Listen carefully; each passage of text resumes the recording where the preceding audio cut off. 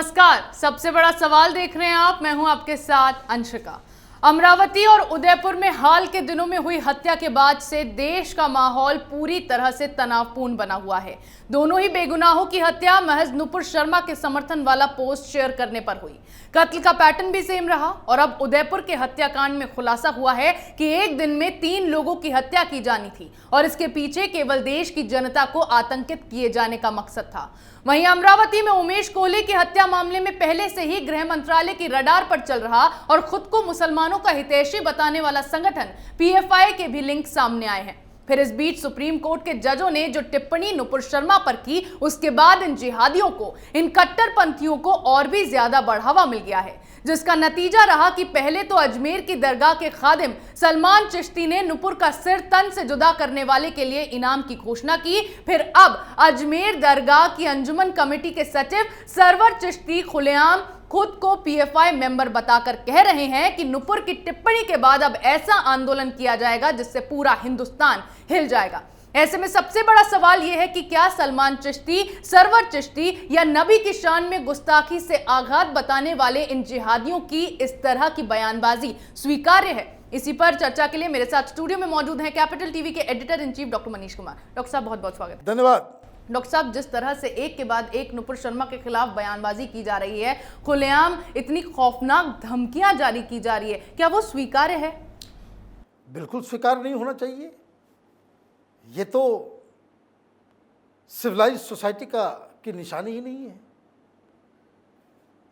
ये बातें तो वहां होगी जहां जाहिल होंगे, जानवर लोग होंगे, जहां ये जंगल का कानून जानवरों के बीच चलता है, जहां डेमोक्रेसी है, जहां सिविलाइज्ड लोग रहते हैं, वहां कानून का राज चलता है। और मैं तो आश्चर्यचकित हूं, ये गंगा जमने तहजीब का ढिंढोरा पीटने वाले ये लुटियन गैंग कहां सोया हुआ है? किसी के मुंह से आवाज तक नहीं निकल रही। उल्टा कह रहे हो भाई देश में बड़ा हिंदू मुसलमान हो रहा है। कौन कर रहा है? कौन कर रहा है? उस डिबेट के दौरान जिसमें नुपुर शर्मा ने वो बयान दिया, नुपुर शर्मा के पहले जो मुस्लिम स्कॉलर क्या रहेगा, वो पीएफआई का दलाल, वो भोलेनाथ की उसका मजाक उड़ा रहा था। तब तो किसी ने कोई सर तन से जुदा नहीं कह रहा कोई। ऐसे हजारों वीडियोस हैं यूट्यूब के ऊपर जिसमें मुस्लिम मौलाना तथा कथित स्कॉलर, इस्लामिक स्कॉलर, ये हिंदू देवी देवताओं का मजाक उड़ाते हैं। एक वीडियो मैंने देखा, ओवैसी का छोटा भाई अकबरुद्दीन ओवैसी हिंदू देवियों का मजाक उड़ा रहे, किसी ने तो कुछ नहीं कहा। और ये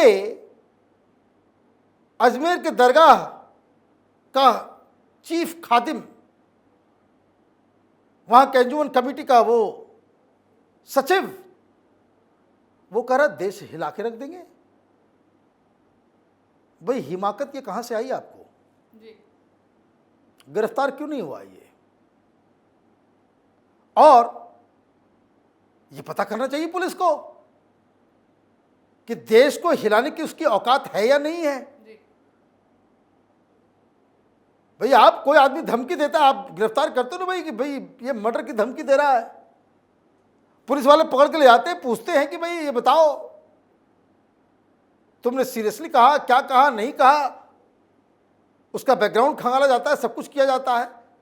तो ये जो सरवर चिश्ती है, इसने देश को हिलाने की बात कह दी, तो पुलिस की तो दायित्व है पता करने की, भाई सचमुच हिलावदार तो नहीं देगा। भाई देश हिल जाएगा तो बड़ा गड़बड़ हो जाएगा। तो आपने ये कह दिया कि भाई जो अजमेर में जो हिंदू रहते हैं उनकी रोजी रोटी चलती है अजमेर शरीफ की वजह से। ये जो दर्शन करने के लिए आते हैं जो लोग, उस वजह से ही तो हिंदुओं का घर चल रहा है। और वो नुपुर शर्मा के समर्थन में वो रैलियां निकालेंगे, तो इसलिए उसने घोषणा कर दी भाई हिंदुओं की दुकान से कोई सामान नहीं खरीदेगा। कहाँ है ये सेकुलर गैंग? जी। अजमेर शरीफ को माना जाता है कि वो सेकुलरिज्म का एक बहुत बड़ा केंद्र है, यही कहते हैं ना। यहाँ से शांति, सद्भाव, आपसी प्रेम, उसका वो प्रतीक चिन्ह है। और देखिए वहाँ का जो सबसे हेड मौलाना है वो जहर बांट रहा है। डॉक्टर साहब, ऐसा बार बार क्यों होता है कि अगर पैगंबर पर टिप्पणी की गई तो छाती पीटने के लिए मुसलमानों के लिए सभी आगे आ गए, लेकिन वहीं हिंदुओं के देवी देवताओं का अपमान जब किया जाता है तो वहां अभिव्यक्ति की आज़ादी की दुआइयां देने ये लोग पहुंच भाई जाते हैं? देखिए ऐसा है, वो हिंदुओं के देवी देवताओं को उनकी नंगी तस्वीर बना दो, फिल्म में उन्हें जोकर दिखा दो, कॉमेडियन बता दो, गालियां दे दो, सिगरेट पिला दो, शराब पिला दो, जो मन आए सो कर दो।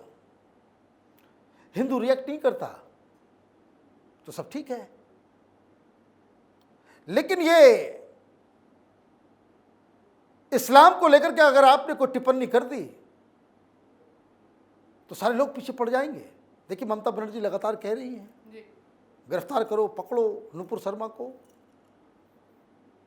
भाई इस देश में कानून का राज है या मौलवी मौलाना ये जो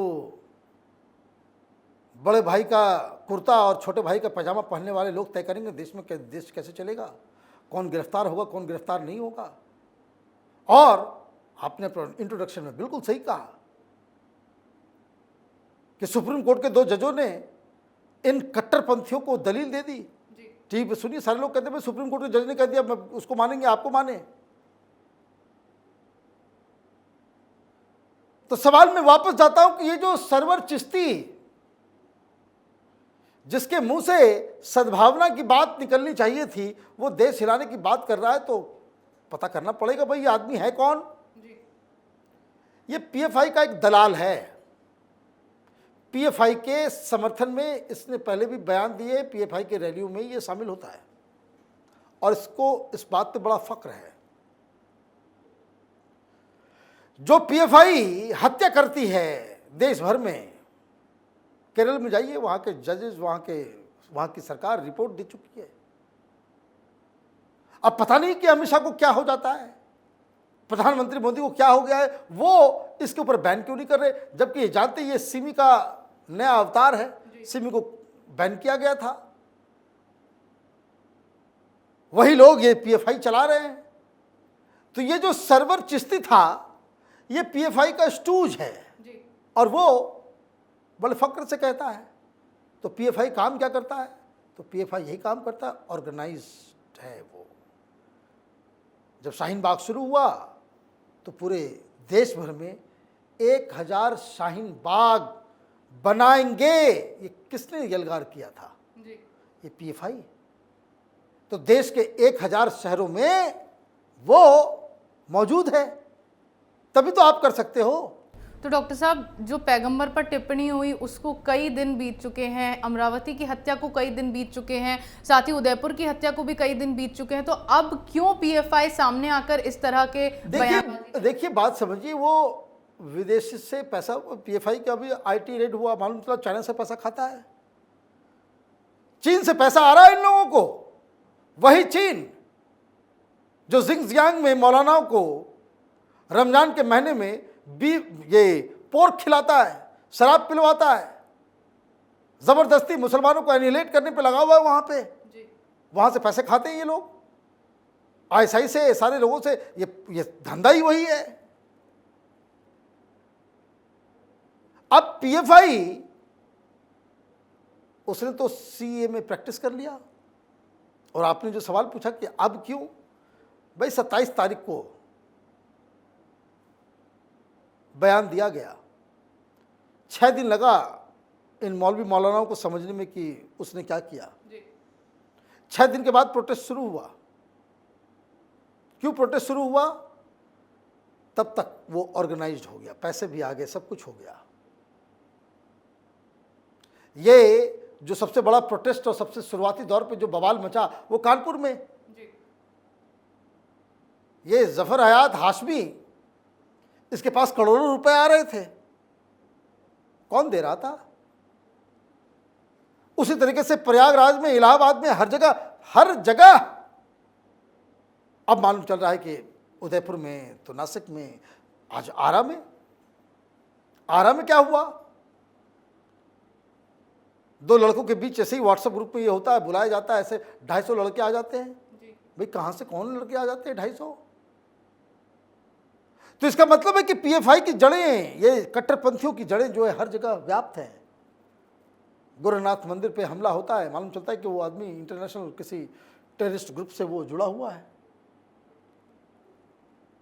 अभी अमरावती में केस चल रहा है, एनआईए ने कहा है कि पीएफआई के लिंक निकल रहे हैं। तो हर जगह इस तरह के लोग हैं और इन लोगों में कोऑर्डिनेशन है।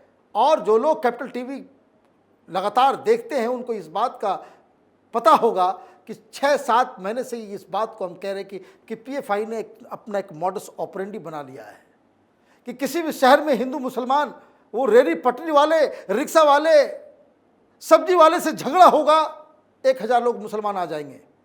ये नेटवर्क इन लोगों ने क्रिएट किया। ये चीज़ें ऑलरेडी राजस्थान के कई शहरों में हो चुका है, एमपी में हो चुका है, दिल्ली में हो चुका है। आपको याद होगा दिल्ली में एक पार्किंग के लिए झगड़ा हुआ, पुरानी दिल्ली में पार्किंग का झगड़ा हुआ और आधे घंटे में 500-700 मुसलमान जो है वो आ जाते हैं।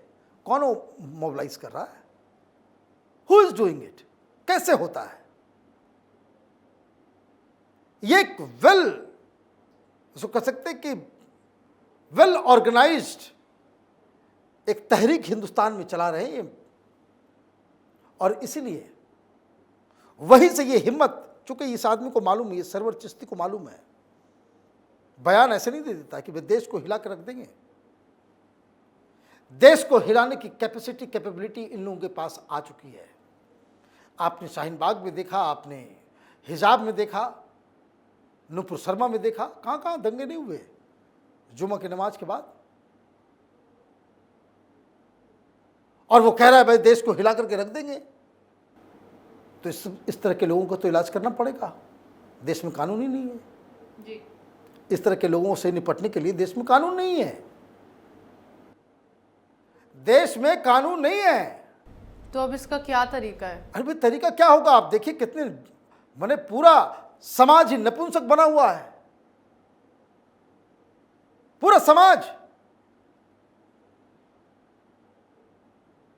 भाई आप ये समझ लीजिए कि कोई चोर घर में घुसता है, चोरी करता है और उस दौरान कोई हाथापाई हो जाए, किसी को मर्डर कर दे, तो वो जो धाराएं लगेंगी वही लगेंगी कि कोई दुश्मन आपस में दुश्मनी करता हुआ गोली मार दे एक दूसरे को, दो दोस्त में झगड़ा हो जाए चाकू मार दे, सेम धाराएं। और जो कन्हैया लाल को गर्दन को काट रहा है उसको भी ऊपर भी वही धाराएं लगेगी।